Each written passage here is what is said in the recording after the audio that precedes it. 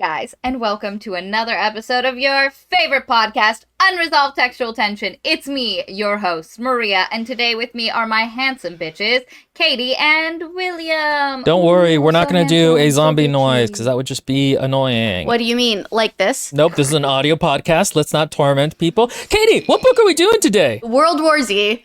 I'm Max Brooks. Starring Brad Pitt.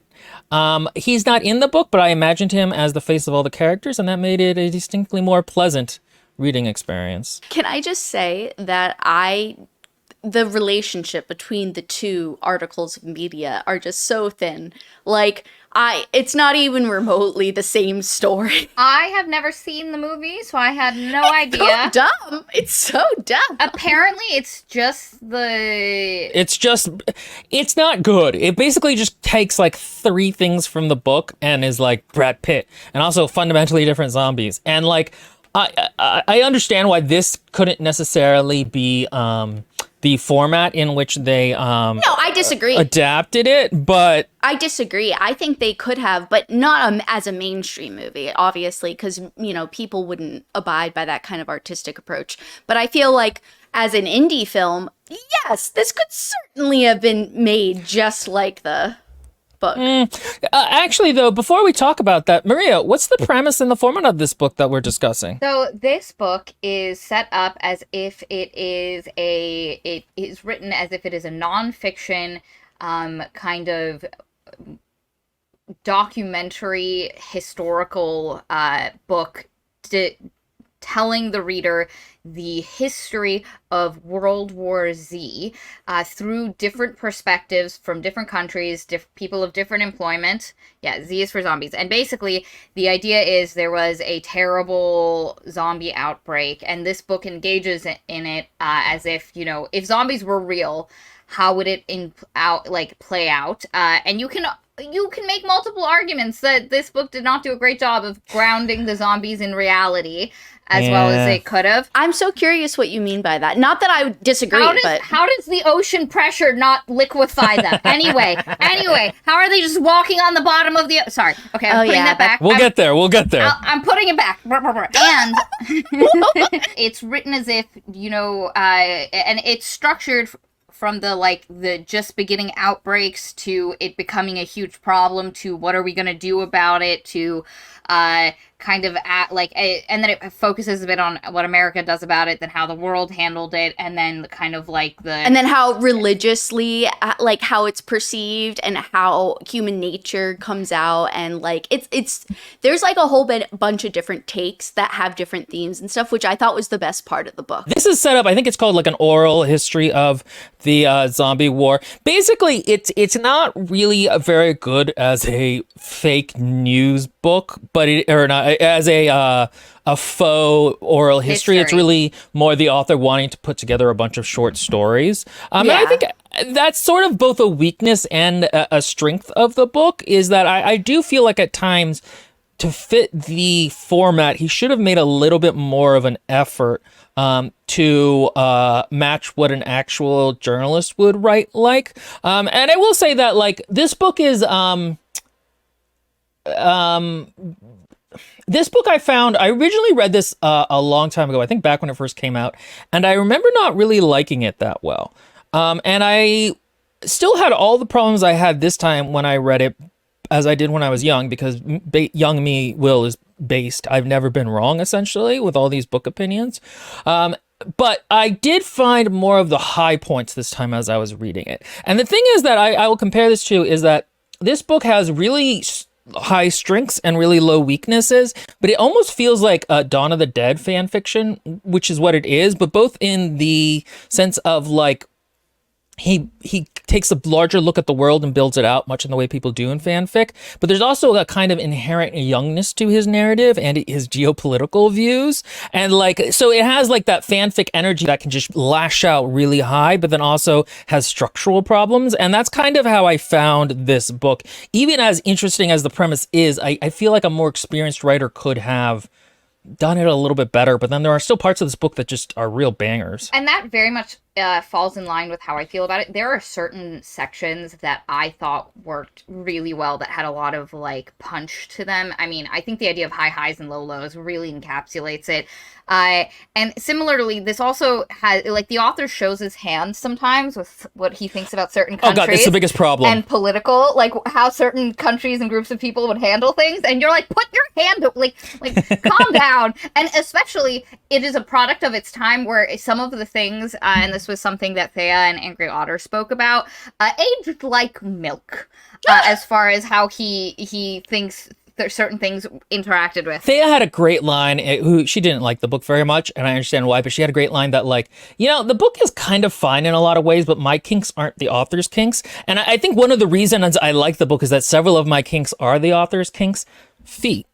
Rabbit. No, I'm just kidding. But like military history and world building, I love as concepts. And so there were parts of this book I found interesting that I don't think other people would. The problem is that after there's no frame story, or if there is, spoilers, I didn't read the very last chapter. I ran out of time. But that being said, there isn't really a frame story, but there's no actual overarching plot for the narrator who is collecting these stories. And I feel like because there came a point, that idea of high highs and low lows is really, I like the way you said that, because the thing is so many of these stories are so good, like individually on their own.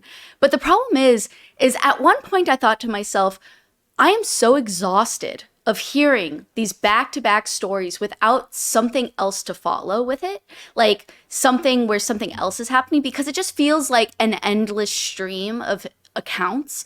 And there's, I guess, nothing wrong with that, but I can't say I got bored per se.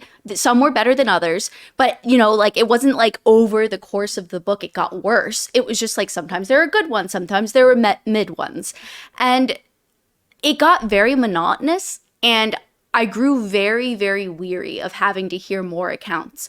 There's only so many times I can hear a short story about the same thing that if you're giving me one novel where it seems like it's being written to tell an overarching story, considering the introduction and the way it is presented, that it just becomes like a marathon with no finish line. Connecting to that, the other thing I found as a problem was sometimes I finally would get into a new character, a new interview's tone, its vibe, and I was like, okay, this is and then it would end. Like, so many times I finally got into the interview and was like, okay, I'm in it, let's go. And then it would just end and we'd have to go to someone else. And I think the idea, and I compare this to a good documentary, where a good documentary has interviews with specialists, people who were there, different perspectives, but there is an overarching narrative and way that the documentary is seeking to look at the thing it is digesting to you. And the problem with this is it failed to have an overarching, this is like Max Brooks, because there's the character of Max Brooks, the interviewer, and then there is Max Brooks, Mel Brooks' son, who wrote it. Just in case you didn't know, this is Mel Brooks' son. What's that one documentary called? Don't Kill Cats or something like that? Oh, about the online? I haven't watched it because I don't want to. I can't do it. I just wanted to say, like, that's a great example of a documentary that has a framework plot line of a sort, and it's like mind fucking blowing. It's literally, it's almost inappropriate and unethical almost, but it depends, because the way it's framed in the documentary, it's kind of like, oh yeah, because it ends on this like realization where the person interviewing everyone made somebody realize that they were the fucked up one.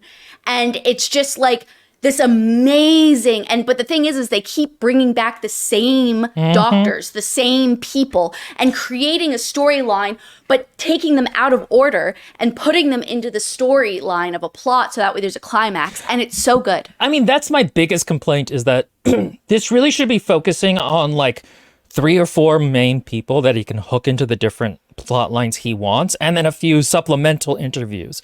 Like, he really should have, excuse me, a part at the beginning where he's like, look, I had hundreds of ethnographic interviews, but like, I can't put them all in, so I've tried to order them to give context to these 4 ones that I feel are most, because like there's several military guys that could just be like the same guy I at different know. time periods. Yeah, Angry Otter says this. I think the good stories need to be expanded and a lot of interviews needed to be cut.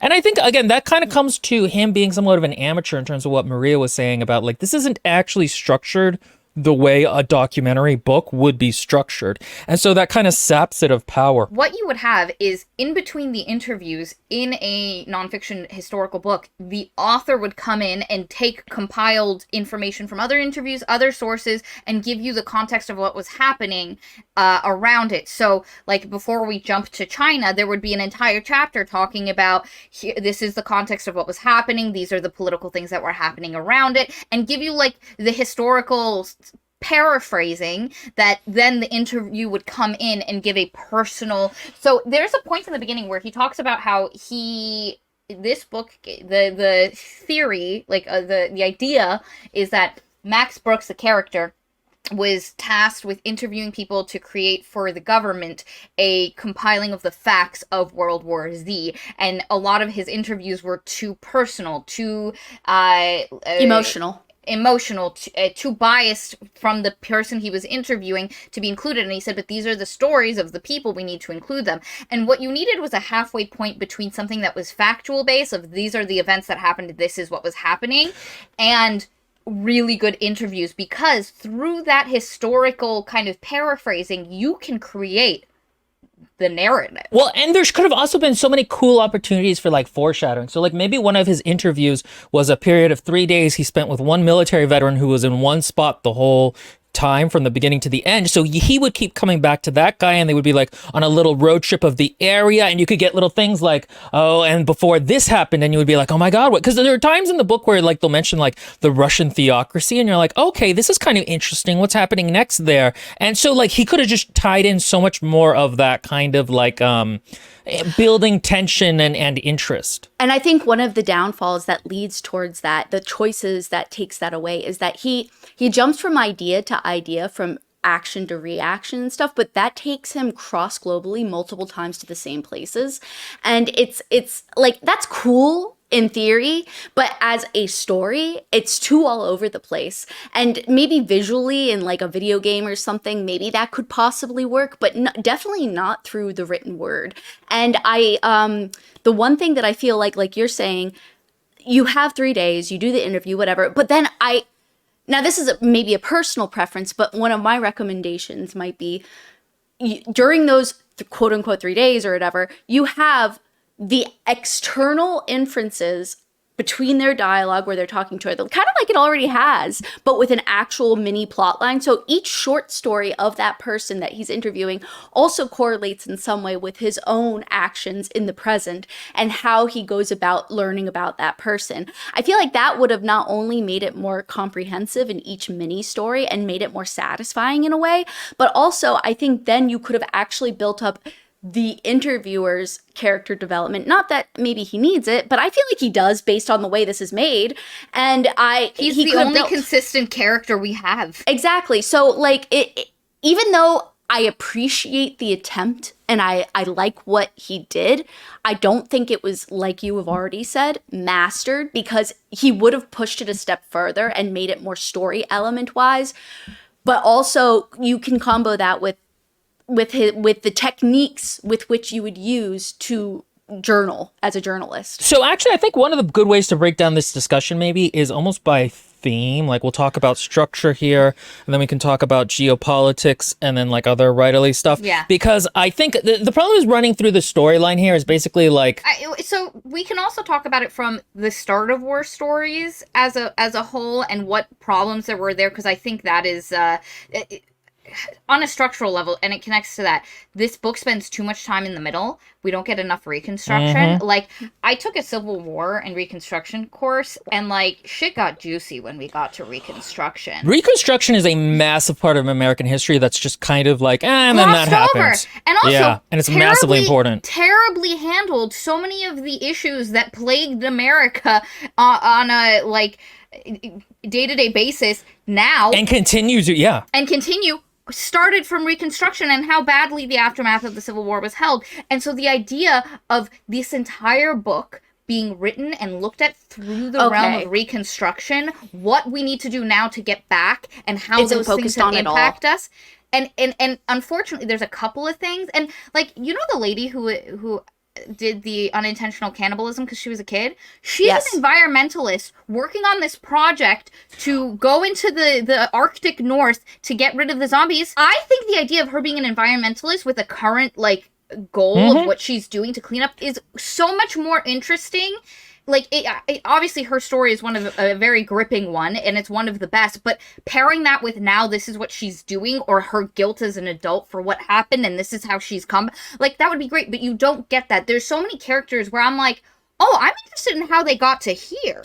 Like, yeah, what's the impact of them now? Or like the one of the best lines in this book is the guy at the very end being like, yeah, there are no more whales anymore because of the zombies. Like, that's, and it's like such a profoundly sad moment of like, oh yeah, the world has changed in that way. In general, this book, in terms of the world building, is really weak during the outbreak phase. Like, it just doesn't make a ton of sense. We'll talk about it more. The middle phase is fine, but it also goes on too long. Whereas the Reconstruction phase, I think, is one of the places he does his most interesting work, but it's also kind of the shortest. And I think if these were following a few characters that he's hanging out with for a few days afterwards, you could kind of build in more of what's going on with the Reconstruction, without necessarily having to put all that stuff at the end of the book. I feel like that he often inferences, like you were saying, the introduction to how she's an environmentalist. I didn't even like, I mean, I listened to that. Now, granted, I listened, I didn't read, so, you know, whatever. But like, when I listen to that, it kind of just like feels very glossed over because it's an introduction, but you don't realize the impact that it has on the perspective that it brings and everything like that. So there's so many inferences throughout all the smaller things, like the introductions, or maybe like a turn of phrase or a slight nod at something in the dialogue during the interview or something about the description of Max saying, oh, he gripped something. And so you see some like reactions. So you get all these little like tantalizations of what's going on in the current, what's going on since the current, but it doesn't actually fully expand on that. It could have been so powerful. I'm sorry, you go ahead. I agree. It's not quite powerful because I feel like he did it on purpose to create this ghostly sense of like, I would assume he did it on purpose because it's so prevalent in so many places that it kind of feels like this ghostly echo of like the sadness that he just doesn't want to expand on. But like by doing that, it doesn't quite fulfill itself. Like, yeah, I like that concept, but he doesn't fulfill it. It's not impactful enough, like you were just saying. Well, and the thing is, the one Maria was just talking about very quickly, that story is about a girl whose father thought he could, like, he's sort of the archetypal story of a bunch of refugees who went north because zombies apparently freeze but don't get burst at the bottom of the ocean. Whatever, we're not going to talk about it. And like her family thinks she's outwitting everyone, but like they end up in this really awful condition and they end up having to resort to cannibalism. And now she's like an environmentalist. And the story is told as they walk through the forest and find the remnants of those refugees. And it's very powerful and it's very creepy. But how much more powerful would that have been if that was like her second or third story and you had seen this character be very confident, and then once they were telling this story, all of a sudden it was having more of an impact on them and it was changing how they are instead of static. Exactly. Mini stories, so you get mini character arcs. And if her first story had been talking about her current, like, the current environmental impact of zombies and how she's trying to counteract it, because I don't think this story needed to necessarily be told. I think you could have been told what is happening now and the history of the war at the same time. Like, those could have been going in tandem, like a lot of documentaries do. They jump around timelines wise. And I think that what you're saying is exactly it, Will. To have her talk about like her current work, what she's currently doing, the ramifications of you know, every spring needing to go, giving you an image of the now, and then reflecting upon the past to fully bloom out the emotion. Exactly, and you're like, wow, what this cool environmentalist, and how would this impact blah blah blah, and her project, and then you get the story of what happened when she was a child. Like, oh, that's great. And that's how you bring oomph to this. And it's the same with the guy in the Cape Town the Cape Town story of the first outbreak in Cape Town. He's on that infinity ship. How did he go from like there, like that to the infinity shift. Dude, so when it introduced that concept and it was like, yeah, he's the only private owner of this ship that can infinitely work on itself because of the like churning salt water into electricity, whatever. And so I'm like, holy shit, that's ballsy. Is he like, how did he get that much money? And then it never tells you his journey to that. He grew up in a township. Like, how did he go from, like, did he do, like, there's so many times where we're introduced to a character with an interesting like thing, and we get their backstory, like, or their piece of like whatever their interview is, and I'm like, but I think that would be better if it was connected. And I think it connects to what Will said, where it feels like Max Brooks is young, where he was like, I'm just going to write a series of interviews, but there was no thought into how do these connect overall, how is this story working, how can I within this, because I like the idea of taking a non traditional format and structure to storytelling. I like the idea. I've spoken about it before about how I wish there was fiction books that were told like nonfiction books or like a history textbook. I think that's really fascinating, and I think this fails in that. Where there was a book I read when I took that Civil War and Reconstruction course. Excellent. Professor Engel at FAU, you are an incredible lecturer. Absolutely fantastic. What a nice call out. Hope he finds it one day. I read for a particular paper a series of journal and letters written by soldiers during the Civil War from the both sides.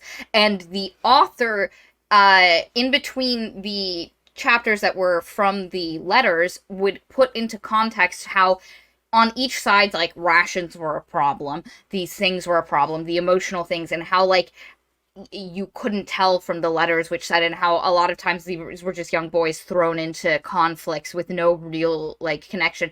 But the author was putting a framework into it, and it was one of my favorite books I had to read, and I wrote a really kick-ass paper on it. Because of that. And this is where this book fails structure-wise. Let's start, though. Will, you had a great point. Let's start with the beginning and the setup of the World War Z and how that annoyed me a little bit. Why did it annoy you, William? Here's a fundamental problem. So this book came out in 2006, I believe. I believe the Dawn of the Dead remake came out in 2004. So this book has no excuse for having slow zombies in it. It has slow zombies a la early zombies, and the problem is that zombies are inherently real pathetic, especially the version in this one. Katie, could you go to your kitchen, don't actually do this, but I'm just saying hypothetically, and pick up a knife? Yes, I could hypothetically. You are now more dangerous than a zombie. Good, thank you. You now have more slicing ability to break skin, all this stuff. So when that, by the way, just as a slight side note, when that one Japanese kid was, or guy was explaining, I was like, why didn't he just grab a knife? Couldn't he grab a knife? From the kitchen! Like, I don't understand. So, but see, that's never explained, though. So, wait, could he not use a knife? If so, why couldn't he? Like, well, I mean, I think the idea is like, the whole you have to go for the head thing. But like, the thing is, the human mouth is a really bad weapon. It's just not good. Like, if you just wear a leather jacket, congratulations, you now are bite proof. Or gardening. They have these gardening sleeves that are made so you don't get cut up by thorns and stuff, but also that you can literally take a knife to. I'm like, where are all the gardening grandmas just out here with their, like, shovels just going at shit? Anyway. The other problem with it is that zombies have a very low, I forget what it's called, but during the pandemic, we all remember it. The thing where, like, once you get infected before you... Viral load. Well, but in terms of, like, it could take like 4 weeks before you know that you're infected. This whole time you've been infecting people. Zombies, it's like 25 hours. Like, it's really not long. And so they're really slow and they're useless. And we'll talk about this more. But the problem is the book has to try really hard to make them seem like, oh, this is dangerous. But it struggles with those. We'll talk about the Battle of Yonkers in a moment. I don't really see, that's the problem, though, is that I feel like he went for it's not, because at one point I'm like, oh, this isn't about zombies. This is about human nature and, like, international politics and stuff, because there are no zombies almost. Like, yes, there are, obviously, but it's mostly concerned with the feelings and the perceptions of people being interviewed in the book. But also, by the way, that one weird character at the beginning did say that if there was a skin graft or something like that, it might take months for it to happen. So technically there is that kind of danger, which I enjoyed the most, but it never gets expanded on. And it was also a theory. So the thing is, that's why the second and thirds of the book work so much better, is because those are focused on the more geopolitical stories and human stories that the author wants to tell, and work better. It's just here at the beginning, he has to work really hard to make you think that like these slow zombies could actually create a pandemic. There are certain world building things he could have done to make it easier. For example, let's say that like the virus infects everybody but is latent until you die, so anyone who dies becomes a zombie. I think that's the Walking Dead rules. That makes it kind of more dangerous. The thing is, the only way a zombie virus, even fast zombie viruses, become dangerous is if it's basically already a virus. Like that's the problem with it. And the thing is, that's mostly hand waved in most zombie fiction because we're focusing on like people on the ground who never know what's going on. But here he tries to kind of explain it, and it makes it, and this is going to be the first time it happens, but he has to make world governments really stupid for this to work. And that's going to speak to his ideological views that I don't think he even necessarily fully understands. I think they're just kind of things he takes for granted that he'll talk about as the book goes, that I find problematic at times and also just kind of dumb at times. Like, he clearly doesn't have a social studies degree. Also, apparently he was 34 when he wrote this, and I'm 34, so I no longer feel any sympathy. Thought he was like 22. No, Well, I'm 34. I'm old. I'm experienced. I could write this better. yeah, but also like, does he, like, if we were to truly evaluate him as an author, then like how many years of experience does he have in writing? Does he have any like formal education in it? Is this like his first book where he just wanted to be a writer all of a sudden? Well, okay, so you know when you're like 22 and you don't know your political views, that was kind of what I was assuming of him. If he's 34, he has a much more, but anyway, go ahead, Maria. So his first book was, I think, called The Zombie Survival Guide, and it's a partner book to this one. Yeah. And it is. There's a lot of things, apparently, because I didn't read that one, but there was a lot of things that you needed to understand. So it talks about, this book never actually tells you what the gestation time for the virus is before you, like, finally go into the coma and turn into a zombie. That book does, and it goes into a lot more of those details that we don't get here because they're kind of companion pieces. Also, because I didn't mention this before, and I do want to mention this, read the ebook if you're going to do this. So the audiobook is great. It's well cast. It's really cool. But when they originally did the audiobook, they did an abridged version, and they had a lot of, like, really cool actors. So you have Mark Hamill. There's so many high-profile names, and they all do excellent jobs. And it's really great. Common was the Alfred Molina is in this. Yeah. Stanley Tucci. Like, it's just crazy. Martin Scorsese is the guy who developed the I think the fake vaccine. Oh, is oh that my him? God, really? I'm pretty sure that's Martin Scorsese. Anyway, but the point is, but they did an abridged version. And then, and so not only did they cut out a ton of interviews from the abridged version, they cut some of the interviews down. Now, when they decided to do the complete, because you'll notice it doesn't say unabridged audiobook, it says the complete World War Z. What they did is they then recorded all the other interviews they had skipped, but they never went back and re-recorded the original interviews. So they are still abridged interviews. A perfect example of the kinds of things you're missing. You know the otaku chapter and the blind guy who started the like kind of like Otachi. warrior monks? Yeah, Yeah. the warrior monks. There is a scene that is completely cut out where the two of them talk really? about their actually, because like, and that's the thing is that you don't get if you just listen to the audiobook. That otaku guy and that blind guy he becomes his first student. The blind, yeah. He's his first student, and the only time you get it is in the little intro note of I met with I think his name was Tamada. It's mentioned at the something. end too as well. It's hard to even if I were, well, I was listening to this at 1.25 speed, so it's not even that fast. And it's hard to notice those things. You also miss the scene where they actually talk to each other and they talk about how they first met and the initial scene and everything. And it's a good, like, it adds to it, like it combines these two stories because they're next to each other and makes them more important and shows the cause and effect of choices and how it built up to something so important. But not even that. Like they just feel disjointed on a Yes. structural level without it. And the thing is, the a couple of people have made note. The Masioka chapter was pretty dated and bad.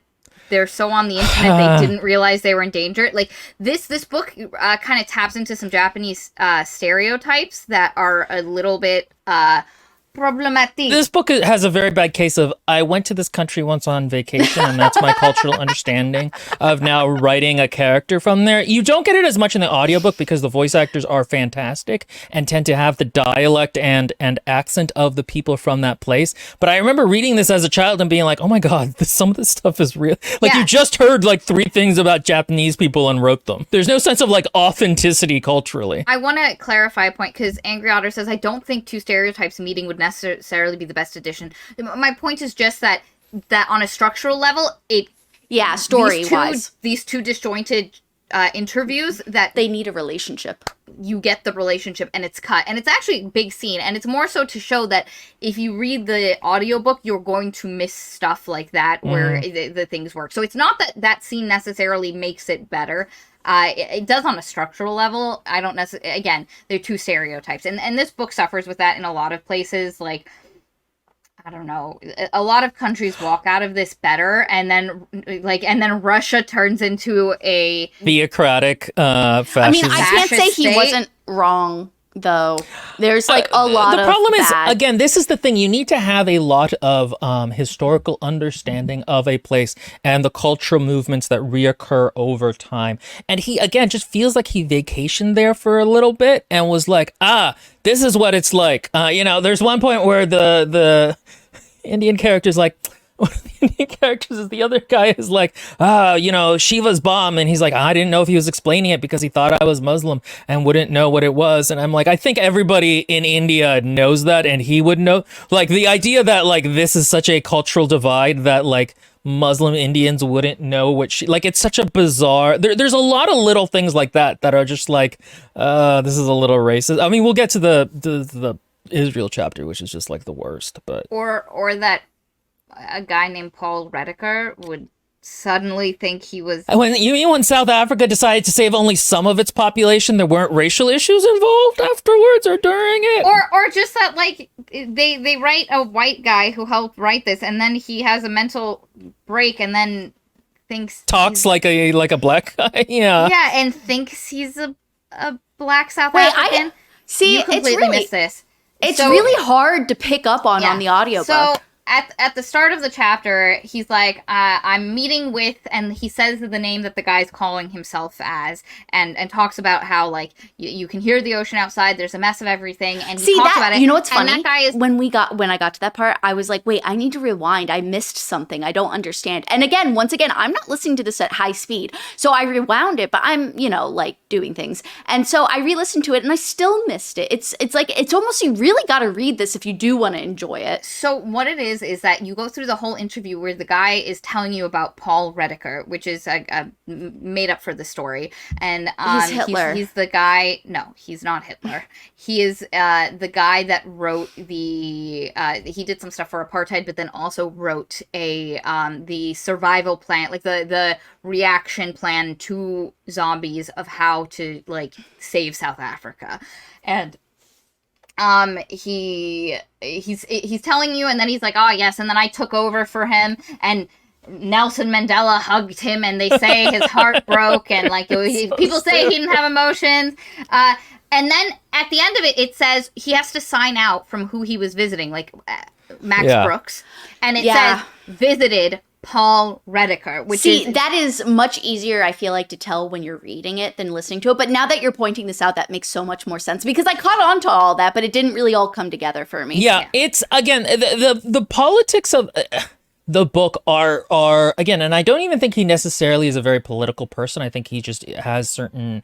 Again, I thought he wrote this when he was younger, but anyway, he leans very authoritarian, very great man of history kind of. And a lot of times when he's talking about other cultures, he often doesn't seem to understand that they're not their national stereotype. Or he's like, I know one stereotype, I'm going to subvert it, but not others. And the thing is, it's very hard to write authentically other cultures. I think in a lot of ways, the book actually might have just been helped if it was like, Just about America? I didn't have money to fly around the world, so this is necessarily limited to a American perspective and the few expats who lived in America that I could talk to.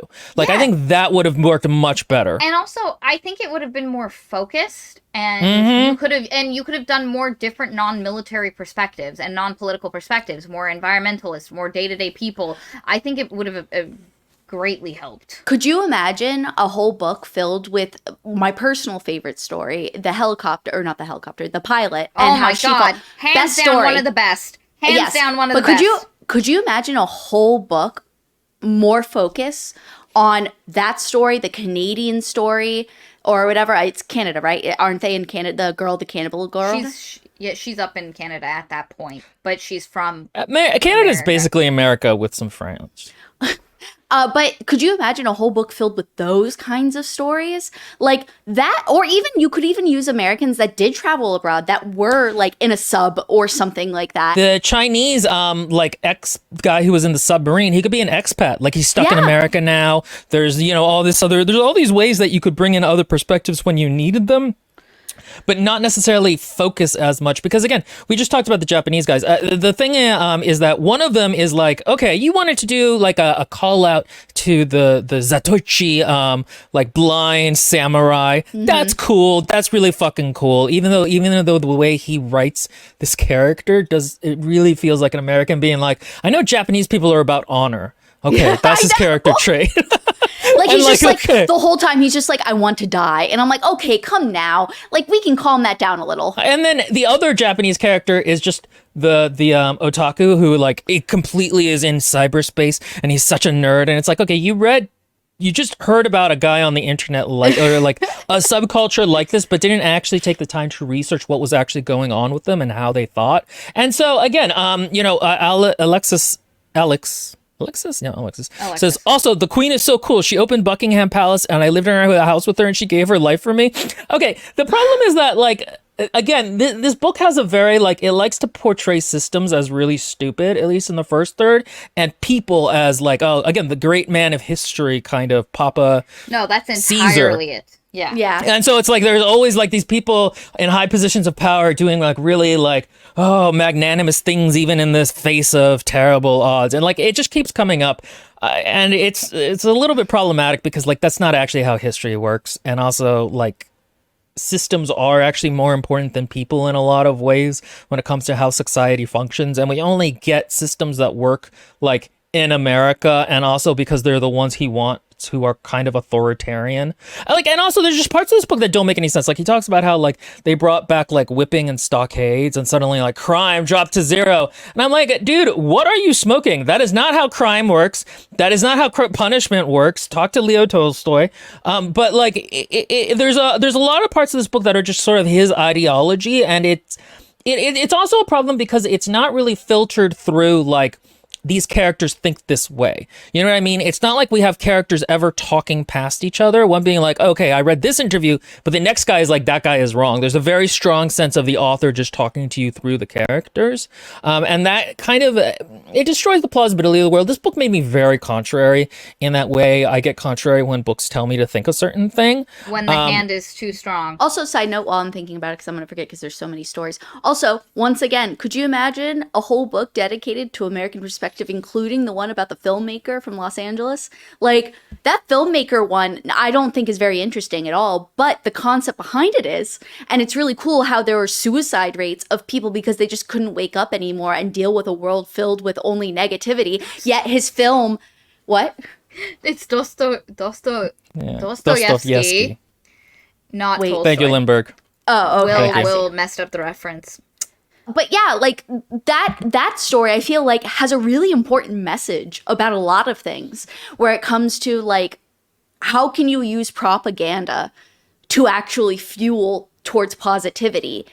And Yeah, that's the other thing is it's like it feels like he's not making a nuanced point about propaganda because early in the book he's very like, oh, can you imagine that they tried to do this to hide the truth or whatever, the governments. It doesn't feel like he has a nuanced argument about propaganda that he's threading through these characters. It feels like, okay, but when my characters want to talk about propaganda, they're going to use it right versus these other characters who I had to hand wave doing an incredibly stupid thing because that's the only way to get my apocalypse to work. Additionally, like the chapter with the bodyguard for all the rich people, I loved that one. It's that moment he makes eye contact with the Oh chihuahua, my God, the dog. and they're like, "Let's get out of here, bro. Peace out."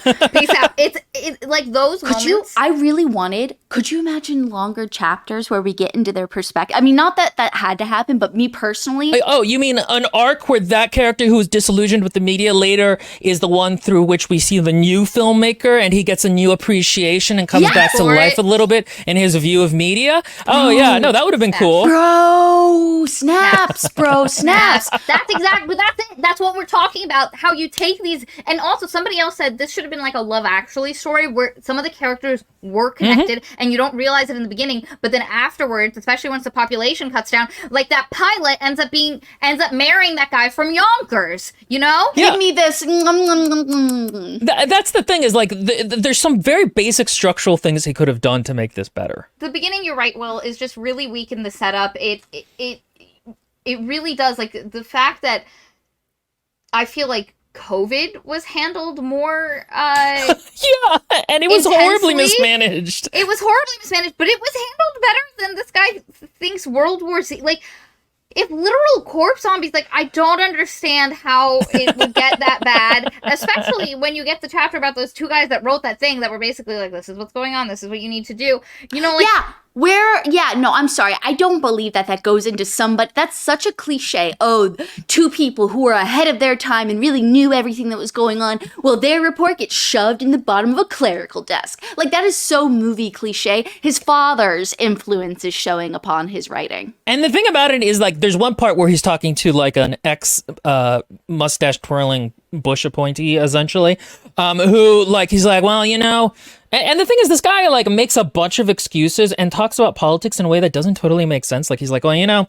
And it's funny, because when I read this when I was young, I was like, oh, that's such a good point. And now that I'm older, I'm like, this is a stupid point. He talks about how democracies have, like, a limit of how, like, goodwill is almost like a bank account with the people when it comes to go to war. And, like, you know, big authoritarian countries can go to war all the time and they're fine, whereas democracies can't. This is blatantly not true and not how that works at all. And it's definitely not how the American military-industrial complex works. I get that maybe the author was coming off a little bit of the fatigue after the Iraq War and the disillusionment, because that was the time period in which this was written. That definitely comes across very strongly in every single instance of American influence. Yeah, he keeps talking about like brush fire wars, but like there's also another point, for example, where there's a Chinese sub that goes rogue at one point, and they're like, oh, well, you know, the military, they don't have to really value their troops very much because they're so cheap, so they can, but not like us in the Navy who we have to curate, so we care about them more. I'm like, you have no idea how armies work. You just you just literally have no idea how expensive it is. But I mean, that's the thing. And the thing is, this book works so, when we haven't talked about it, this book works so well when he is actually delving into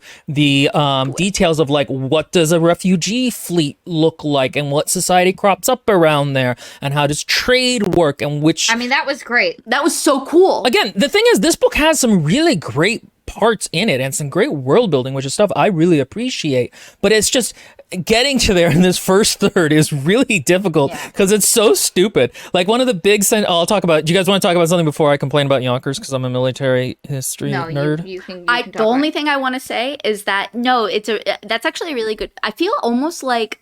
now, granted, this would super require me actually doing a close read of it. So forgive me if I'm wrong. But like, I really felt like the first, like, half, no, not quite, I guess third works. The first third is really, I feel like he started with a different purpose in mind. Like he was like, I'm gonna tell a story of some sort, but it feels very unfocused. And then it feels like halfway through, like he got focused a little bit more and he was like, actually, you know what I want to say about this? And then it became a little bit more focused from story to story on certain messages. Granted, as we've just discussed, not all of them are like poignant in the way they should be, but like it just feels like he I don't like, he refined it on a story by story basis, but he didn't refine it as a novel. Yeah, that makes sense. And that kind of speaks to what we were talking about structure. The biggest thing, and this is largely ridiculed online, is there's a moment where like the zombie horde has just kind of big. Okay, actually, I should go back because there are some interesting ideas in terms of the disillusionment of, you know, the outbreaks where it's a lot of people working against each other. Like there's this one organ donor guy who like, he's like, it's not really my problem what happens to them after this. I like that guy's I'll story put too. kidneys. Yeah, and one of the best stories again is about this Canadian girl who, or not Canadian or whatever, but her father has always had like the very kind of American like, oh, some people are kind of idiots, but we're ahead of the curve. And he keeps going on this refugee trail, constantly thinking like, oh, I'm ahead of the curve. I'm smarter than people. And everybody keeps going north because they hear that zombies freeze there. But then they finally get there and like, at first there's a very close-knit community between all the campers, and then slowly the food starts to give out and it grows really dark. And like there's a moment where his wife there's a moment where, okay, so the girl is like dying of like sick. Whatever, and you get the idea, though they don't say that like the neighbors over there have killed someone and are boiling them for food. She just smells roasting meat. But we were told earlier that there was no meat around. And so you immediately Like, oh, okay, so they killed someone. And the husband is like, oh no, we can't let her do that. And his wife calls him a faggot for not doing it. And I actually, that to me felt so real because there is sort of this like lurking ugliness under people that can come out in moments of desperation. And he hits her and then he goes and gets the food and comes back. And like that to me just felt, there is such an authenticity to that I think is the part of this book that works the best. He is better at writing small individual stories than he is at writing the socio-political and military overarching stories. That's the problem. He is much better on another good one that Angry Otter mentioned was the Indian military one, blowing up the bridge. Like that was a tense scene. It was this guy and it was the guy interacting with the person who is technically the hero of the story,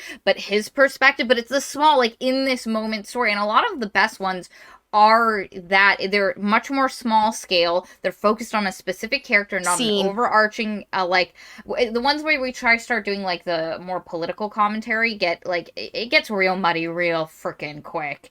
And because there's no research done into it, I'm assuming, for the authenticity factor. He's boxing in a weight class that he ain't capable of. There you go. He should not be in that weight class. Just come down, buddy. And because those smaller, more intimate stories just work really well. The failing of that marriage, the ugliness in that moment, the desperation coming out. Similarly, her finding in the forest little baby bones that have been cracked open for marrow. It works so good there. It works so well. And what's really nice is he's really good at showing, not telling. He is really, really, really good at that. Okay, shut up. No, I'm talking about this. Actually... No. Okay, go ahead. Yes, well, okay. What I mean is in these intimate moments, though. Imagine the scene of the parents fighting and them giving. He doesn't tell you what's exactly happening, but he puts up the scene in a very nice way that inferences every little notion that makes it more ghastly almost, because it's so I feel skillfully told. And it speaks to a societal problem in a way that isn't just he's speaking to that American you only work at McDonald's if you suck morally kind of attitude without explicitly stating that's what he's talking about. And the kind of lurking even very what we think of as civilized people just want monkey strong, monkey do kind of politics at the end of the day when things break down. And I think those are the parts of the book that work really well. Are there any other ones that work really well during the break phase? Not at the start in the outbreak chapters. I think those are... I did and I re-listened to it last night, and I liked it better this time than the first time. That guy in the Canadian military they don't know what's happened. Yes, but in the cave scene. Yes, the scene where they're coming and there's the gunfire, it was a firefight, but only in one direction. And as he's getting all these different pieces, and then how everybody thinks he's crazy at first because he was the only one who actually saw the zombie, and that has a sense of dread building as you get closer to it. So that was a good one. one. But unfortunately, because this book has so many military perspectives, you completely forget that one exists by the time you finish the book. This book is heavily skewed by the politics and military side of things, which again, as we said, is not necessarily the strongest portion of it. And that story works because it becomes this one person's growing dread of what he's finding and then being treated like there's something wrong with him by his, the group that he's with, and that works on a personal story level. But again, you just lose it. Like, I forgot that chapter existed until I reread the beginning of this book last night. And it's a good scene. It's a good, like, the dread of it, that moment where he grips the hand and the hand's holding him and he pulls it up and then there's the arm and then the head comes out. Like, it's one of the best scenes, but you forget it exists. Also, could you imagine how nice and satisfying and delicious it would be to read an elongated reaction to that? Like, actually, like, fully, properly enjoy the emotional reactions and the despair of him not being believed by other people. It's glossed over because it's an interview. And again, that's fine. We don't have to delve that deeply. But to spend more time, like, in those mini arcs, like, I feel like it doesn't do those stories justice. It's because they don't feel like they deserve to be in this book. They feel better than the book. So they feel like little pieces of like gold or silver amongst like shit. Well, and also they don't have the impact to build up to them. Like, yeah.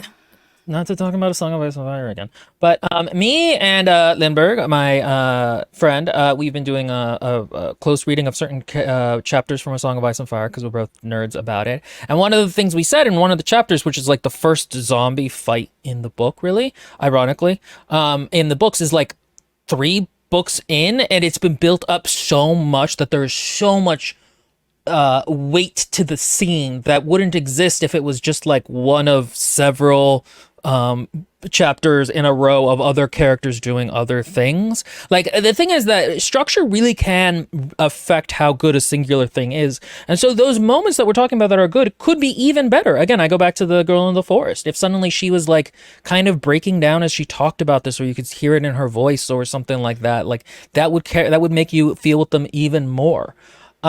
And sometimes it's just kind of like, he clearly doesn't like the Chinese, like, at times. And, like, don't get me wrong, the Chinese are also, like, with COVID, like, for example, and with, like, other things. Like, yeah, the Chinese government lies a lot, and they're not great. But, like, he clearly has... Yeah. He clearly is a bit like, they're bad. Again, it's not even necessarily that he's wrong. There's an nuance to the way he talks about it that make his final conclusions feel... feel preachy and unbelievable, even if they actually are. But yes, the thing that annoyed me the most is the Battle of Yonkers. Okay, so let's set the scene. This scene has been complained about a lot online, so I'm gonna be just doing a little bit of it. Basically, at this point, it's been like months. There's been big outbreaks. The U.S. military is like, you know what? We need to get a centerpiece battle to show the media and stop refugees from being scared.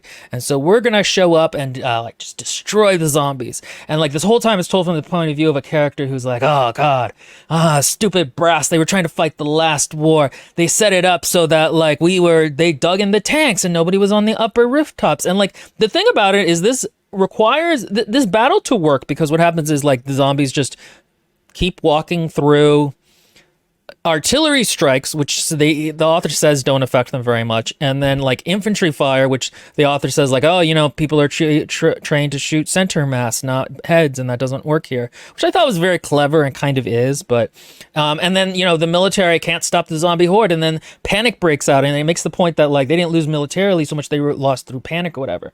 But the thing is, this battle requires a lack of physics and basic competency on the American military that just is not the case. Like at certain points he's like, well, you know, the thing is that modern warfare is based off of the fact that you can put so much damage in a small area that you need to focus simply on dispersion and mobility and stealth. Like modern weapons are so insanely powerful at just destroying everything in a small area. And so having a zombie horde that's shuffling at you, not even running, it's ridiculous that the artillery would not just completely flatten them, that the tanks wouldn't just completely flatten them, that like the machine guns on the Humvees wouldn't flatten them, and then like that the military wouldn't just funnel them all into small corridors and get like a cement roller and go over them.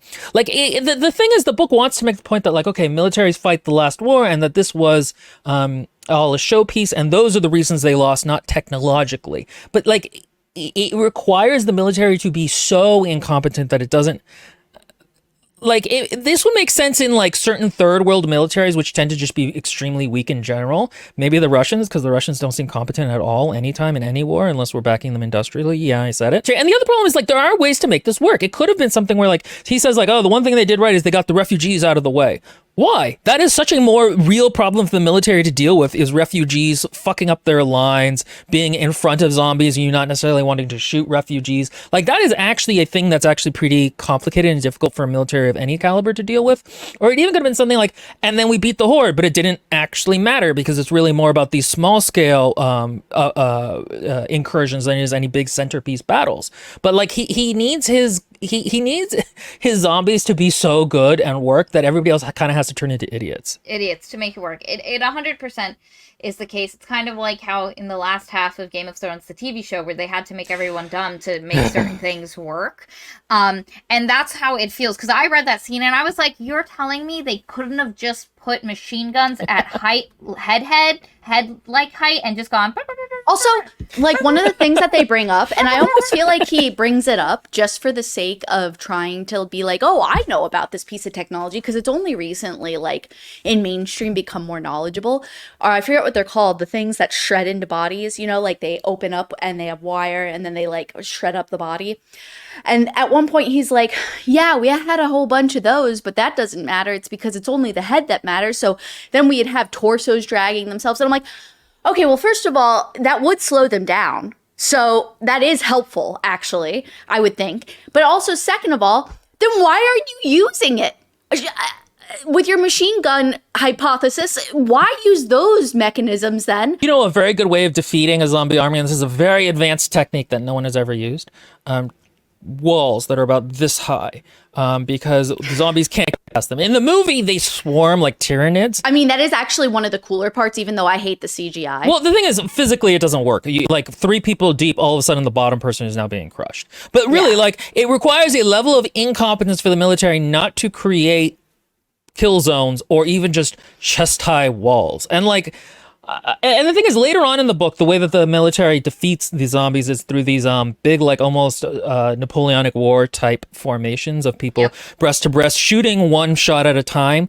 1 second, every 1 second, they shoot a shot to kill a zombie, and this is enough to stop the zombies. You're telling me that like this horde couldn't be thinned out enough by artillery and like bombs and machine guns and Bradleys? Like, it's just insane. Or even razor fucking wire, which is what we used in World War I. And just at neck level, just decapitate all the heads. Just put some razor wire at different neck levels and just heads. Just go.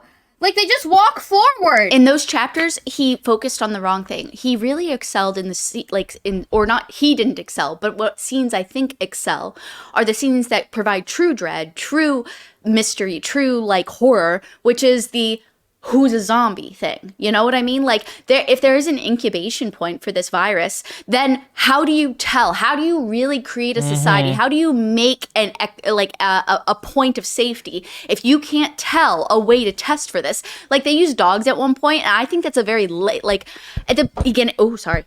At the beginning, I thought it was such a lazy mark. I'm like, what do you mean? How do the dogs sniff it? And I'm like, okay, well, maybe it can sniff it. That's fine. That's fine. I don't care about the dogs sniffing it. But I don't understand how that, like, how did we even learn that? Because that would have been an interesting concept of like, oh, wait, we can use animals to sniff this out. This is how so I feel like if he had focused more on the things that he was pretty good at, which is the individual stories and trying to create a safe space, not the how do we kill them, because the killing them part isn't the hard part. It's the how do we recreate society without an outbreak of this within our borders. Again, I don't think you need the military to lose a big major set piece battle for like the plot to work. The plot can just be like, hey man, it's a massive drain on resources whenever somebody dies for them to come back as zombies. Like that would have been such a more like, okay, yeah, that will lead to societal breakdown very quickly. But like again, the thing is, and the reason I bring this up is it's not just that it detracts from the book. The book is so good when it does focus on those things that this could have been something where the book was good. Like if he actually had kind of stayed true to it. But again, it's just a zombie apocalypse is sort of stupid. Like, yeah. So it's. I think actually I'm okay kind of skipping outside of talking about I think the stories that worked well in the middle chunk. So the middle chunk is. No, hold on. We got to talk about the apartheid way that the world gets saved. The South Africa plan. The apartheid plan that like the author is like, oh no, first we should talk about Israel. Okay, this book was written in 2006. So I think everyone reading this now or listening to this now we're in 2024 understands how absolutely hysterically ridiculous it is that in this book the Israelis A, plan for this thing to happen, and B, let Arabs and like Palestinians into their walled cities. Like it's and then like, and the thing is, this is told from the viewpoint of a character, a Palestinian character, I think, who's like, and I thought they were going to be really racist, but then they weren't. They were like, oh, we have to save everyone, and I'm like, even in 2006, this is a ridiculous thing to think would be realistic, and that's one of the things where like the author kind of likes authoritarian Sparta-like cultures, and so he's like, oh, Israelis, yeah, they first of all they saw it coming. And second of all, they were like willing to do this incredible thing that's not in their policy. And the other, so that happens. Do you guys want to talk about how ridiculous that is, or the author's hand, man? You really see where his again. I think it's something where the author very much likes authoritarian type states. So what happens is that everyone in the world is getting overwhelmed by these shuffling morons. And so the one plan that they come up with, and they find it in, they call it the South Africa model. This is the part we were talking about the guy called Rediker, who came up with a plan for all the white South Africans to kill all the black ones back during apartheid. But like, no, it wasn't a racial thing for real guys. It was just for Rediker. He was just really practical, efficient, and like and. Part of and they called it Plan Orange and this was during the apartheid plan, but the idea was that you couldn't save everyone, so you couldn't save all the Afrikaner South Africans. You would have to sacrifice some of them, and basically this guy then takes that plan and translates it over to how to save South Africa from the zombies. He thought he was going to be killed, but then he gets brought before the government, and they're all like, oh, this is a horrible plan. Who could have? Why? I didn't order you to be here, and I didn't. And then one voice says, Nelson Mandela. Fucking Nelson Mandela was like, hey, ex-apartheid guy who came up with a genocide plan. How is he? Like, when was this set? What? So many, like... No, Maria, please tell us. I feel like, Will might know as much, but... The thing is, like, because this book, I don't know if you noticed, but in the very first story, they have cell phones with cameras. Oh, wait, really? What? Yes, so I think 2006 he was still alive, wasn't he? I think so, but the problem is this book plays with technology fast and loose. But basically, yeah, the thing is, and not only did Nelson Mandela go, hey man who wanted to commit or wasn't racist but had a plan for committing genocide, I brought you here. And also he then hugs him. You will save our nation. Okay, and so in implementing this plan, and it's never brought back to South Africa where they're like, well, this was a good plan, but then everybody was super racist about how they implemented it. No, we never hear about it again. It's just like, okay, apparently that worked out fine. And that's a bad problem this book has with centrism. At one point, the book... once we get to America, there's an absolutely idiotic thing about how vegans go radical that we'll talk about later. That's just like the author being like, no, guys, really, liberals are a problem. It's not just like, crazy fundamentalists who form militia groups. But anyway, so, and this plan that, again, is based off of apartheid genocide, gets implemented all around the world. Everyone decides like, okay, we got to sacrifice part of our human population while we draw back to smaller borders. This is fucking stupid as hell because like that's not how you move populations. Like what, you're gonna evacuate New York, like, and they fall back behind the Rockies, and I'm like, okay, but California is a massive population center. Like why is that the one that works and not the like it? Yeah. it doesn't, the logistics of this in the broad strokes sound like they make sense, but in actuality it doesn't totally make sense that this is the thing that would happen. Then we reach like the middle part of the book, the under the yoke, that's from a different book, where like, okay, the zombies are hanging around and people are slowly trying to rebuild in these like apartheid zones. They're not called that, but The middle portion of the book really suffers from having a lot of military, and you do get some like small, like this is the portion of the book where you get the guy who's doing the films and the kind of propaganda films to help people stop committing. You know what's funny? Hmm? I can't remember. Like, I mean, I'm sure if you mentioned them, I'd remember them. But like, there are a few. Like that one stood out. Prior to that, the bodyguard for the celebrity dude stood out. But I can't actually recall individual. Like, none of it is poignant. So this enough is in my where we mind. have the pilot scene. This is. But yeah, but that's like the best one. She's here, and you get the guy in the wheelchair who does defense of the new areas, and this is the first time you get told about Quislings. Yeah, which is a dumb concept. Could have completely been cut from the book and impacted nothing. Yeah, like, I don't give a fuck about that. I don't think it's overly realistic. If it is, then oh my god, that sucks. But so this is an element from the Zombie Survival Guide, if I'm remembering correctly, and because I did read that at one point, I don't remember it very well.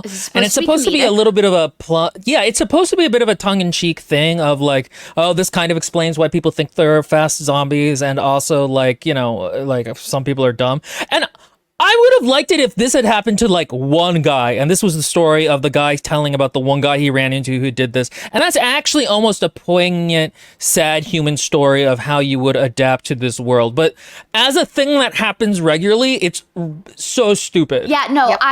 it did take away from me. It's because when he said that, like, yeah, there's a whole category of people that tried to accommodate the new world order by becoming zombies themselves, quote unquote. And so it explains a lot of the concepts. Like we didn't get specified, but it's like, you shoot them and they die. So, or like, there's like a whole bunch of things like where, like the cure from before actually kind of worked for some people, or blah, blah, blah. There's like so many different things, but like it spreads false information about that. But you don't need that. That doesn't really affect anyone he interviews. And so like that can just be tossed. And like Will said, if it was like, I like the idea of this guy. He's in a wheelchair. He wants to be part of the neighborhood watch, basically. And that's all well and good. Everything else is so goddamn boring in this chapter. I don't care. But I like that concept in and of itself.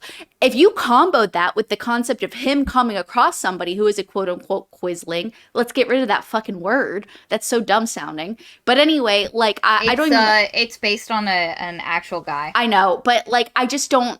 It doesn't work for me right now. There's like that almost makes it more like, oh, they're Pokemon. They're all like, there's so many different like things to catch. Like, you know what I mean? Like, it's just too much for me. And it would have felt more authentic to me in the tone of this novel for what Will just said happened, which is he encounters a man who has become so depraved that and it's like actually more of almost a character study in that scene of that other person. It's sort of tragic if it's one person. Oh my god, it's horribly tragic because when you make it multiple people, it's dumb, silly, and doesn't quite make sense. Not with the reason I'm giving, and not without the evidence or the personal accounts that would be required to sell that to me. I remembered another stupid story that we actually probably should. Are we talk talking about about the girl? Oh no, we'll talk about that in a minute. I want to. Okay, wait. Just before you get into this, I just want to say, before anyone says anything, that chapter made me so massively uncomfortable because that is not what a person like that has that kind of regression sounds like. Oh like god, that was not racist exactly, but no, there's so much childhood psychology that he just didn't even give two fucks about looking at. I'm gonna hold back on the chapter I was gonna talk about. Maria, you talk about the hot feral child. So there's a chapter. Oh my god, the fact that she was hot, I forgot about that. Yeah. Oh my god. Stupid. There's a chapter where, because there's this idea that a bunch of children that got abandoned manage to survive and they become feral children, feral adults.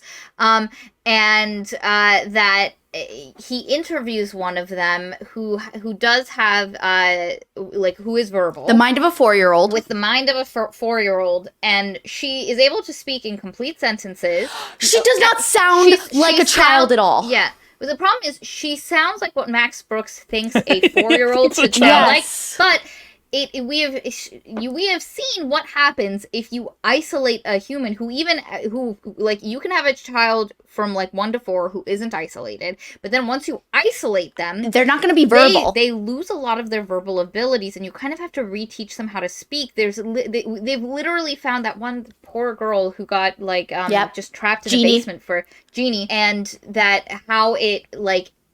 there's a lot of things that have to happen on a social interactive level to have human to develop the way that we develop, and that if you don't do that, it causes there's a lot of things. This person just speaks as if it was a 4-year-old in a full-grown woman's body. It's the Born Sexy Yesterday in the weirdest, because he literally says she's really attractive, but with the mind of a 4-year-old, and who can verbatim. It kills me though, because she doesn't even speak like a 4-year-old. That is not the way a 4-year-old talks either. And who can also tell you verbatim in the voice of the people she is. So basically, this girl tells the story of the day the zombies attacked and she lost her mother, and it can narrate that event to you perfectly in this is what was happening, this is what was happening, this is what my... She's like an audio recording. She parrots each person's conversation and the scenes that she remembers, which as a literary tool to show what happens is really fucking fun. I like that concept. For the way his execution is, it's shit as fuck. He may as well just made her draw pictures instead. It's because, that would be more realistic. In the audiobook, it sounds so stupid when she's mimicking people's voices. I mean, again, the problem is that there is a lack of research done here, and that she has generic mind of a 4-year-old. She doesn't have, this is what people, like Maria was saying, who are... isolated from a certain age, this is how they tend to be. That's kind of actually really interesting. Or even this is the mental illness she has, or the injury that happened to her brain. Or would she remember it in this way? Would it not have been remembered, recollected differently? It just feels so accurate. Better yet, have her stuck in that scene if you really want to make it horrific. Have her stuck in that moment in her life for the rest of her life. So every time she interacts with something, she keeps interacting with it as if she is in that scene in her mind of that piece of her childhood. So she's always scared. She's always like, what's that sound? And there's no sounds. So she's basically stuck in a schizophrenic nightmare where she's stuck. If you want to make it horrific, do that. Then every reaction she has and every dialogue piece she has is going to be very haunting because it has no connection to the present. Either way, the way she would have spoken, the way she would have interacted, her verbal abilities, and this is just it. Angry Otter makes the point. Someone should have asked that interview, if there is one that I could just tape and put in a shredder. I'm not happy with a lot of the things, the eugenics of the Rediker plan, a lot of that stuff shouldn't be. But if there's one scene that could have been taken out, shredded, and just we get a veto, it is this one. It adds nothing. It is weird. Imagine if this were expanded on though. I like not the it's a hot redhead that has the mind of a 4-year-old part. That's whatever. Ignore that part. But what I mean is somebody's recantation, or maybe even if he just listens to audio, I don't know, whatever. It doesn't matter what the present scene is. But I like the concept of the buildup of her mom arguing with that woman with the big fat soft arms. And I really would have liked the thing that I felt keenly at the very end of the chapter, because there's this woman and she's arguing with her mother, and this woman had just lost her kid, and she seems, from the perspective, since it's her mom talking, she's the negative one because she it's her mom that's talking against this person, so you inherently feel that. And so later on, her mom's going to kill her so that way she doesn't become a zombie or whatever. At least that's what's it hinted at. And yet that woman, her power or her love, the power of the love that she has for that loss of her child, comboed with this current child that she can save, she saves that child. And the only way you know that it's the same person that does that is because she describes soft arms. And I think that's a really powerful moment, but it is so fucking useless in this mini story here because of what we've just discussed. And it could have been so much more powerful if it had been expanded on, and the present version of that, like that had just been completely rewired as a way to retell that story. Because I think it's really cool. I think it would have been a really nice way to show a Bible Belt town's way of reacting, and like really focusing on that could have been right next to the Louisiana story or something. But like that all could have tied in a certain way.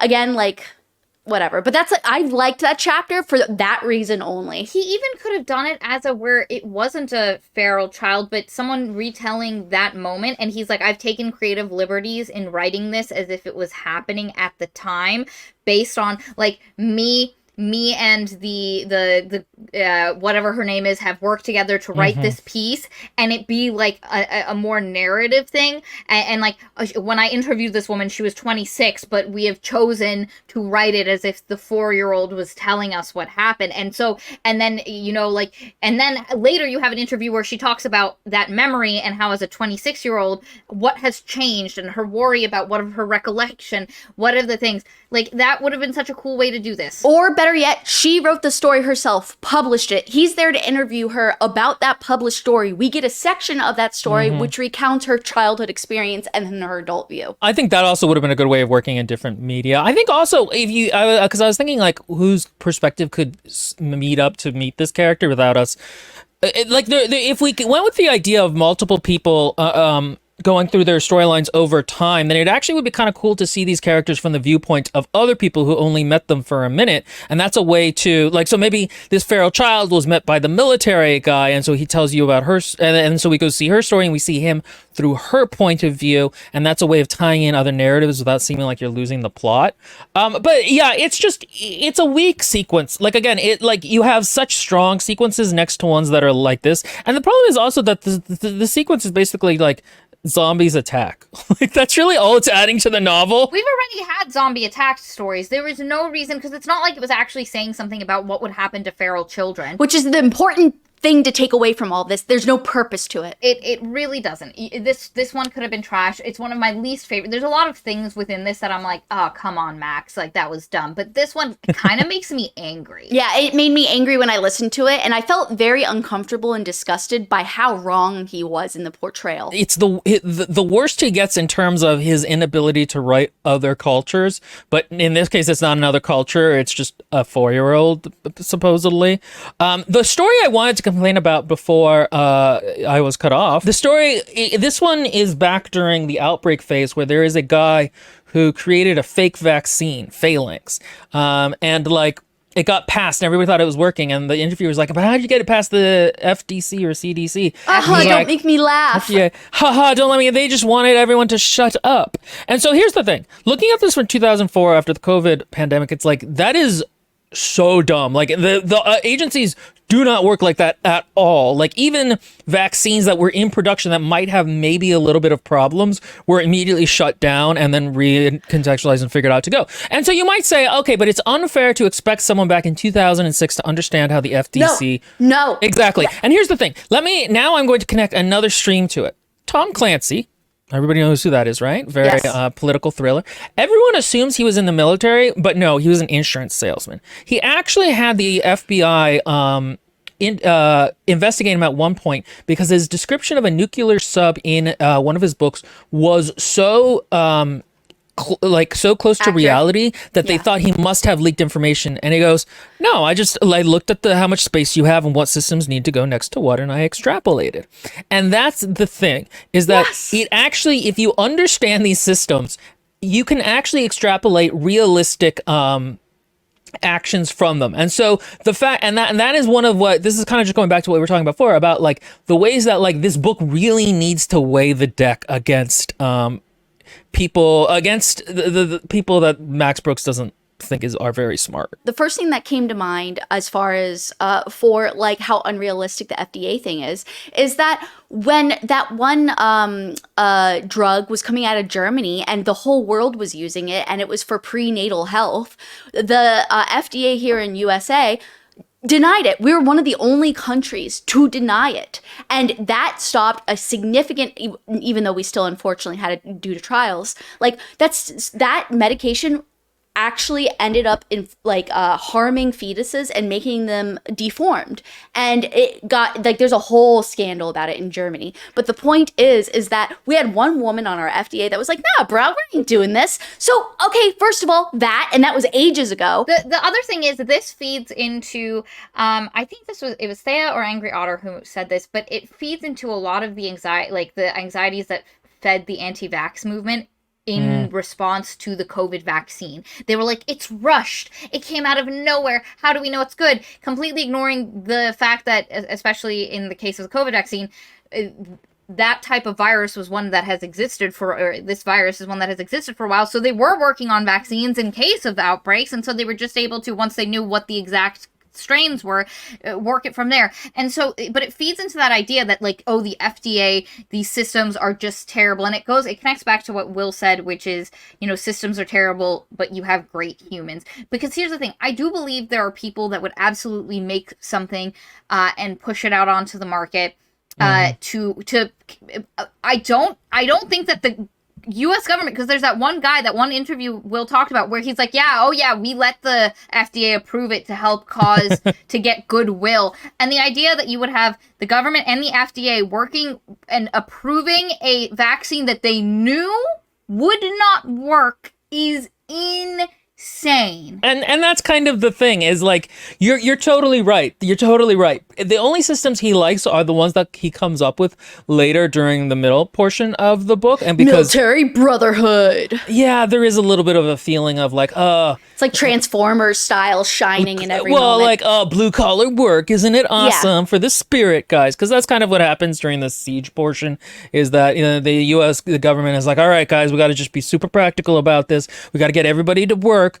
And like, he has some things about how like people who used to be CEOs don't like being plumbers now, and like how sometimes actually though that over time they've come to find that they actually do like this work, and like, it's not, again, this is one of those things where the conclusion is not terrible, it's just that the way he gets there feels preachy. And then there are times where it's like, okay, like again, he says that like they brought back like public whipping and stocks, and I'm like, what are you talking about? Like, what?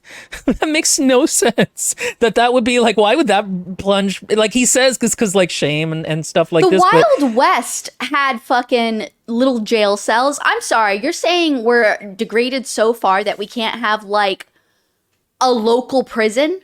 Like, or jail or whatever. Oh, Science Fantastic actually has kind of an interesting point. He says, as post 9/11 literature, that sentiment makes sense. Doesn't make it right, but it makes sense. In terms of like the intelligence failings, I could see how in the aftermath of 9/11, this is very much talking about that, because that's what happened in 9/11. But it's worth pointing out that wasn't an intelligence failing. That was well, okay, it was an intelligence failing that had happened, but afterwards, all of that was very much like constructed by the government. Like, we knew there weren't WMDs. That's the other thing, is that this book has the guy who lied in front of the UN about WMDs becomes a super valiant, super noble president. I forget his name. It's the black general. I don't think it was Rumsfeld. It was the black general who Bush had. Remember that guy? Oh, that guy. He becomes like a super noble president who's like, no, we have to hold elections in the middle of this, because who else are we if we're not? Yeah. So the and wackos like president, right? And so like, this is the part of the book where they're like, yeah, okay, we're reinstituting a new world order that like the author came up with, so it's much better than the old one. I don't know. It felt like an ideological project to me that didn't. It's cool to read, and especially when I was young, I was like, yeah, it's cool. But Colin Powell. Colin that's Powell. the one. Nice. I don't know if he was a general or not. I think he was the Secretary of Defense or something. Angry Otter makes the point that it idealized American democracy. Also, America brings democracy to Cuba. with on the backs of its refugees. And so the middle portion of the book, it's very long. It just suffers from like I said, just a lot of military stuff. Too many things. It's got, but also just like not enough of the interesting things. Too many things, not enough interesting things. It goes on for a long time, and you lose some of the personal stories. Like, the entire Cuban chapter is not actually about this guy's story. It is him just recounting what happened between the US and Cuba during this war. Those could have been cut. All those scenes, and just the idea that, like, you know, Cuba was liberated off the backs of the refugees, and like, it, just that America is so great that it does By this stuff. osmosis. And like, I get it. There is something of an argument here in terms of fascist regimes needing to keep people not believing in democracy, so their own people don't come across, and things like that. Like, there is some historical backing, but it is very much treated like Americans have like a freedom democracy stink that automatically will be moved over to people. Yeah, and capitalism. Yeah, and the thing is, the Cuban guy should be like, no, fuck those guys. We're great. Like, part of it is that he has such a positive view of Americans in a way that he, as a viewpoint character, wouldn't. That's very clearly the author's view of Americans coming through. One of the things that did work is, again, there's a part where they talk about North Korea and how they expected a huge zombie horde to come out of it, and nothing happened. And they think what happened is that the Kim Jong-il, I think at the time, the great leader, brought all of his people underground to trap them, but maybe they became zombies there, and we don't know. Even now, at the end of the war, That was a very haunting. it was so fucking creepy that now he has this underground kingdom of dead he can't control, who might come out one day and we can't go in there, and like, it's fucking chilling. It's chilling. It is, and because it's just like all the expectations that they had were subverted, and what happened to North Korea? The entire country disappeared. It's great. It's one of the That's so cool. And it's glossed over in 5 seconds in the overall span of it. I don't know. I think it works as like a little short story on its own because it is so chilling. But the problem is that's not what I'm saying, though. I'm not saying it should be elongated. I'm saying it gets lost in the curmudgeon of everything else. And that's the big problem with the book overall. There's just so much small individual stories that don't all connect back to each other that you lose a lot of it. It's lost in the sauce is the theme of this book. So many of the good stories are just like moments you remember, surrounded by, like, I don't remember what the story was before that. I don't remember what the story was after that. And there should be ways that this builds on itself, that it is building up and down, that we're getting like a good album. Back when people listen to albums, a good album should build to, like, the slow songs should build up to higher songs, and should have like the songs should build upon each other so that it feels like there's an intentionality to the order of the stories. The problem with this book is that it feels like it was being ordered like in time, like it was going chronologically, but besides that, there isn't a solid feel to the order. And then the ending, like I said, we just lack some solid Reconstruction stuff. I agree with Will that the way they finally defeat the zombies, there's no reason we couldn't have done that initially with the machine guns. Like, it just feels very silly. And I like the idea of the environmental impact, because it comes, like, we have an environmentalist character. We talk about the whales. We talk about the sky, and I'm like, we couldn't have had some interviews from some actual environmentalists. But see, that would have been so much better, because then it would have had a message. Like, I mean, amongst any other messages he wanted to inundate the story with, it would have been really cool. It's because every time we were given a story, the environmental impact of it would be discussed. It would be used to construct an element of the story, but it wasn't the thesis of that story. And it wasn't, or if it was, it again lost in the sauce. And so, like, I really would have enjoyed, like, there's the concept that the fucking atmosphere can't be seen. Like, you cannot see stars or moon anymore. It's because of how gray and awful the atmosphere is, whether it's due to all of the technology, the nuclear pollution, whatever, but also human fucking bodies in the atmosphere from burning so much. What a horrific concept. Why I would love it if it was constantly snowing ash of human remains and like nuclear waste, and it was like nuclear ash.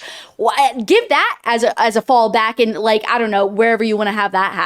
Like, but that would have been cool. Also, why we weren't burning dead bodies all the time, like the minute people, like, I don't know. There wasn't enough stuff. Max made a point that Maria will very much like. Max should have read Hyperion first. you want to talk about individual stories that build to a greater whole, that all have that are, Mhm. are centralized and are building upon each other, that also have good, like, I made the argument for how the stories pull back in focus from Hyperion, the planet itself, as it goes. It feels very intentional. It works really well. Great idea, Max. Brooks should have read it. It's Snaps. Also, everything with the water and the ocean. It's okay. It's so creepy, but it also makes so little sense. Yes, it is terrifying. The idea of hordes, instead of hordes of fishes, like massive bodies of fishes, you just have massive zombies just rocking around. And I'm okay if they're like higher, like in the water, but the idea that they are surviving deep underwater is fucking insane. Or the fact that they aren't rotting at an accelerated rate underwater. You can't tell me the fish wouldn't have eaten the zombies. This is, again, part of the problem with zombies not actually being that dangerous is, like, you die, like, you actually rot real fast.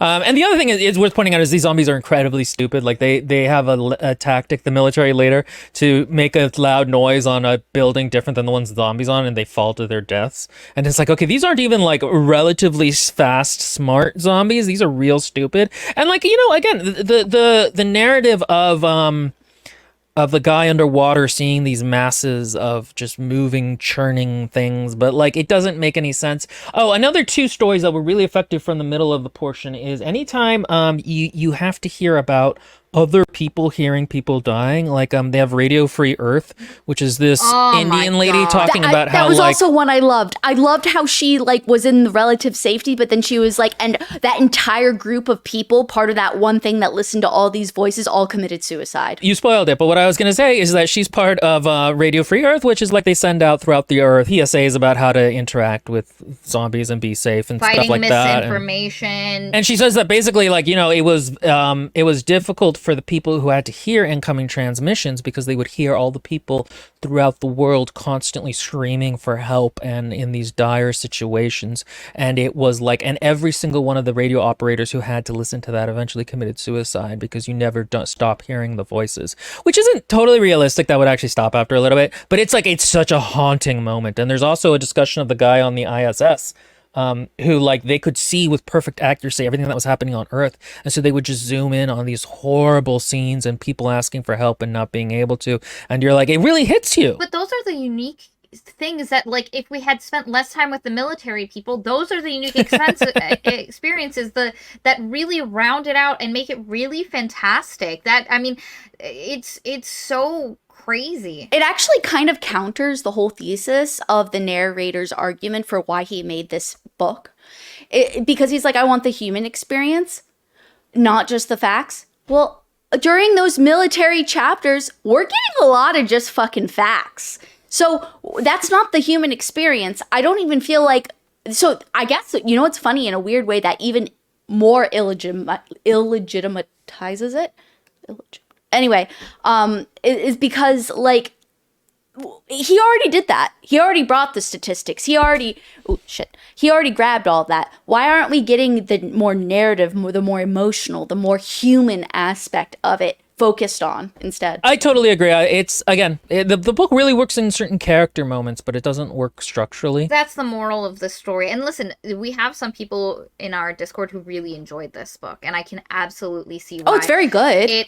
There are parts of it that are really well written. I think for some people, having a fiction piece that reads like a nonfiction, again, not like a great nonfiction, but reads like a nonfiction is, and I asked for it multiple times. I think Angry Otter brought up the Natural History of Dragons, which I thought was going to be like an actual textbook type thing with like footnotes that gave the story details, and it was not. It failed me. Here's the thing. I think the reason people like it is because the bad stories tend to fade in their mind and the strong stories tend to stay. Like, I remember the ISS story from when I read this like 12 years ago or whatever. Like, there are moments. The Chinese sub-story is also actually quite nice and one of his better examples of world building, though we haven't gone into it. And so, and again, the thing, I go back to what Thea said at the beginning, which is like, his kinks aren't my kinks. A lot of these kinks are my kinks. I love world building type things. I love military history type things. I love horror. And so, like, parts of this book, I didn't dislike this book. I just wish it was better. And I also didn't I enjoyed reading it, but I didn't like, if I put it down, I wouldn't be like, okay, what's going to happen next? I would have just been like, Well, that's the nature of the way he wrote it, though, and that's the problem, in my opinion. Oh, the dog chapter. oh, yeah. But I mean, that's so like, they're dogs. I don't want to How are talk you about not it. gonna? I don't want to talk about it. It's so cute. Like, It is. It killed me. The little Maisie on the thing. Oh my god. And but also, oh god. Yeah. Anyway, if you read the book, I'm not going to go into it.